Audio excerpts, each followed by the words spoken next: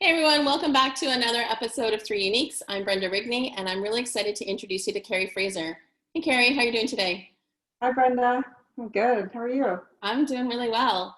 So Keri is the Chief People Officer at Westland Insurance here in Vancouver. She lives over in the North Shore, and she has two English bulldogs. Welcome.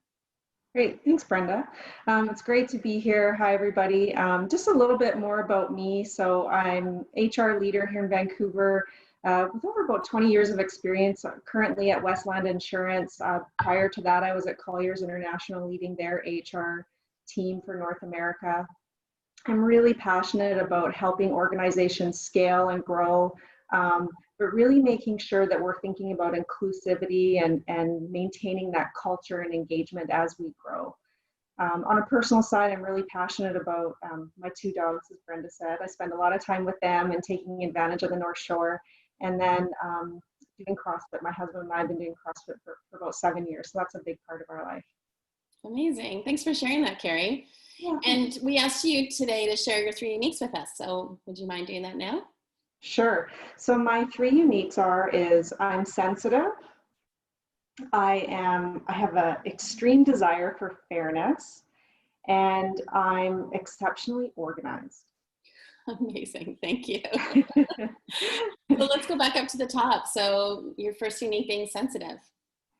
Yeah, so it's something, sensitivity is something that I believe has really allowed me to get a very good sense of situations and people, which serves me really well in my HR career. I think I find that it helps me connect quickly and build relationships with people, and then really help navigate conversations with a lot of intent and empathy, because I can just really dial into what's happening quite quickly.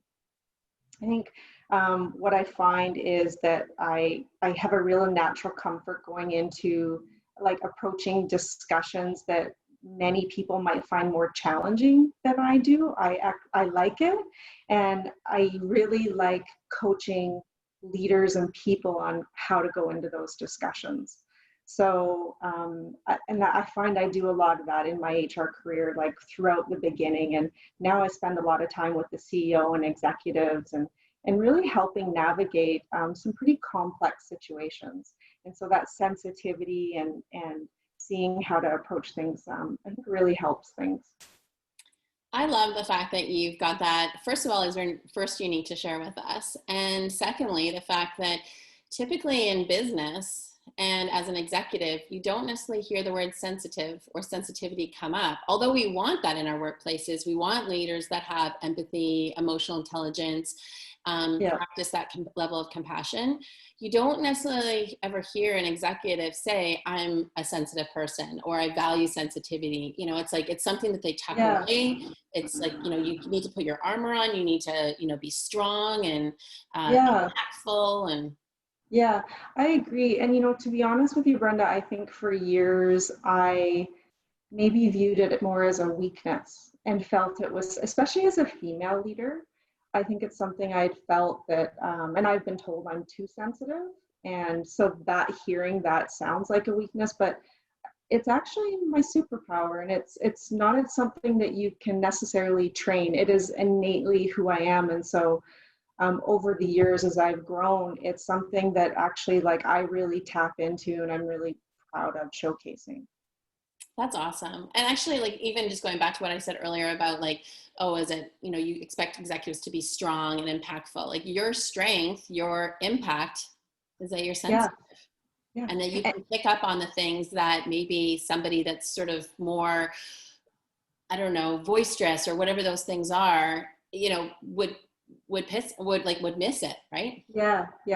And I think, and you can be both. You can be strong and sensitive. Right. Or both. Yeah, that's awesome. Thanks for sharing that. And your second one. Okay, so I'm very fair. And I have this very strong desire for fairness. And I believe this is really, really core to who I am. And even as a child, I believe it's fueled me in my approach, and I can't help but speak up. I was always that kid, teenager, whatever, that will speak up when I see something that I think just isn't fair. And it layers in really well with my sensitivity because I can pick up on things and maybe see things that other people aren't. I can notice it, and then I can't help but I want to create fairness. I'm going to speak up, or I'm going to help that person speak up. And as an HR leader and professional, developing programs and initiatives, it's something that's in the back of my mind as I'm balancing fairness in my approach, and how is it going to impact every employee, not just one segment. And so I think like that's a really, I step back and try to understand that perspective of everybody, all in this like core thing of I want it to be fair. Mm-hmm. Yeah. That's awesome. And you're so unique. It is, I know. No, it's really awesome because you just don't hear leaders talk that way. Like we want those things. We want those things from leaders. We want our leaders to be fair and, really understand their unconscious bias around things. And yet it's not necessarily rewarded, or the fact that you're an executive in a very prominent organization and it's continuing to grow and expand, that your organization values that. Yeah, no, I agree. And look, I think it's always been important to be fair and objective, but more than ever, for people to be able to tap into that. We talk about allyship and unconscious bias, and I think that core belief in me is really helpful. Amazing. Thanks for sharing that. And Thanks. And your third unique? Okay, so I am exceptionally organized. My husband actually calls me like an organized nerd. So it's one of the top reasons that he loves me. And I'll be honest, I almost hesitated to sharing it because I'm like, oh, I feel like it's kind of boring. But you know what? It's so it allows me to do a really good job at stuff. So I thrive on having a lot of stuff going on, and then I love managing and organizing all the pieces so that so that my team or myself can execute on it. I think it's so rewarding to me. So a good chunk of my career, I'm leading pretty big teams in companies of high growth, going through a lot of change.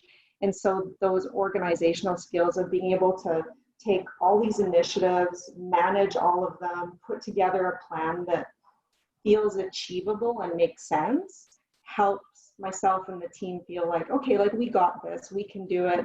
And then we can actually execute upon it.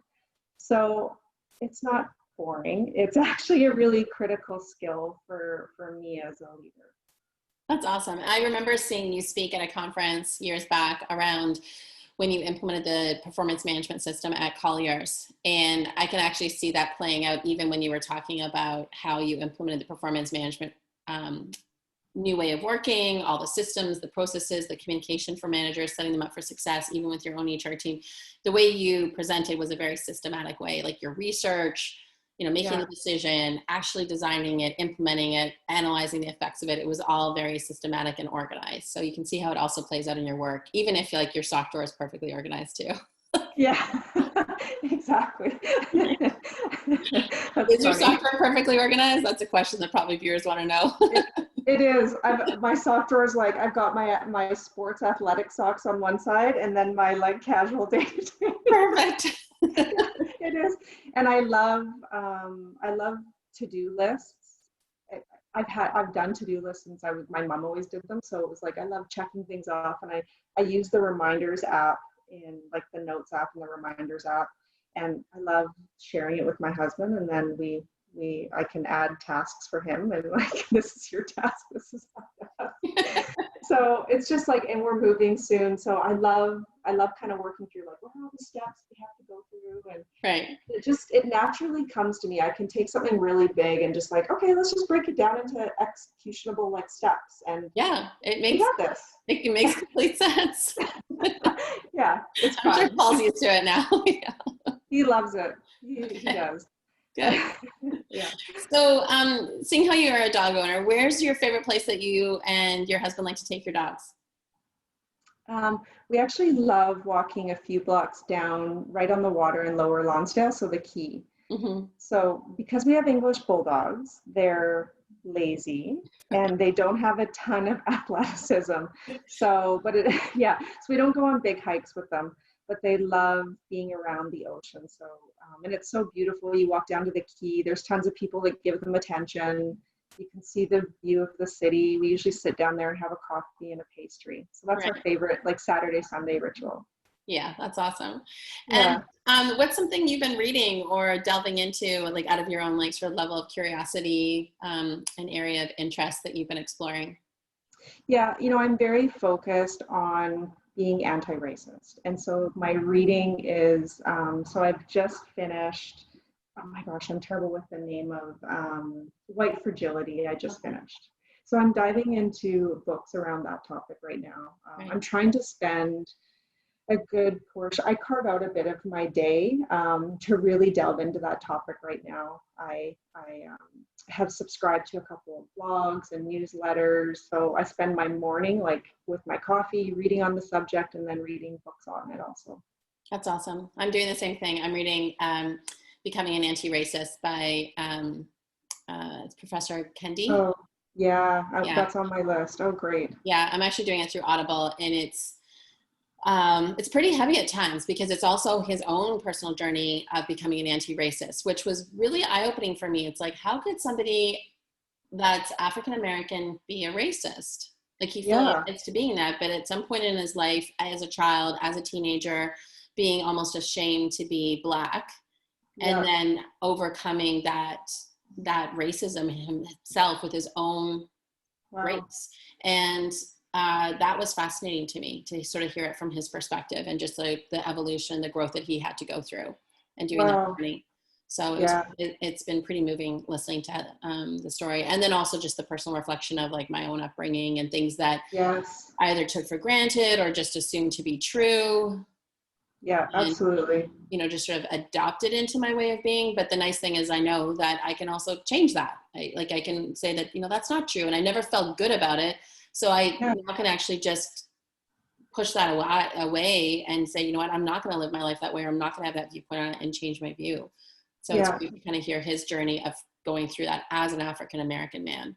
Oh, that's wonderful. Yeah, I that's on my list to read, so I look forward to it. Yeah. Yeah, yeah, And yeah. then last question I have for you is, when you were going through the process of identifying your three uniques, like you strike me as somebody that probably knew this before I asked you to jump on and share it with everybody, but what was that process for you, even just sort of, getting ready for today's interview? I'm just kind of curious. Yeah, I did spend quite a bit of time of reflecting on it. I think you're right. I probably had some sense of it. It was difficult to narrow it down. Like my thoughts were a little like I had a good sense, but they felt a bit scattered. And then I asked a few people. I asked my spouse Paul, and I asked my coach, a few people that I work with, and just watching the themes that come up. And that's what I narrowed down to. And when I started to walk through it, I'm like, yeah, it just felt right. It really is who I am at my core. So it was personal reflection and also just hearing from other people too in my life. Right. It's great to get Yeah. that validation too, right? When you know something's true about yourself and how you show up for them. Yeah, exactly. Yeah. Awesome. Well, thanks, Keri, for being on today. I really appreciate you taking the time out to share your three uniques with me and with everybody else. And the message that I have for everybody is keep sharing your three uniques. Get on video like Keri. I know sometimes it might be also a bit of a struggle, like who wants to hear my message? And I think when you get to connect with folks like Keri today, or even seeing some other people that I've had on three uniques, you can actually see the power in sharing your three uniques with the world and get out there. And I know for people that are looking for work right now, it's a tough time for a lot of people. Remember that sometimes your resume talks about the things that you do in your job, but that might not also be who you are as a person. And I think employers, entrepreneurs, investors that are looking at, starting up a new company, they want to also get the whole person. They don't want to just get the fact that you're great at Excel or that you're great at like sales or marketing. They want to get the whole person. So bring your three uniques wherever you can onto social media and share it with people. Thanks again, Keri. Thank you so much. Thanks for inviting me. It was wonderful to be part of. Thank you.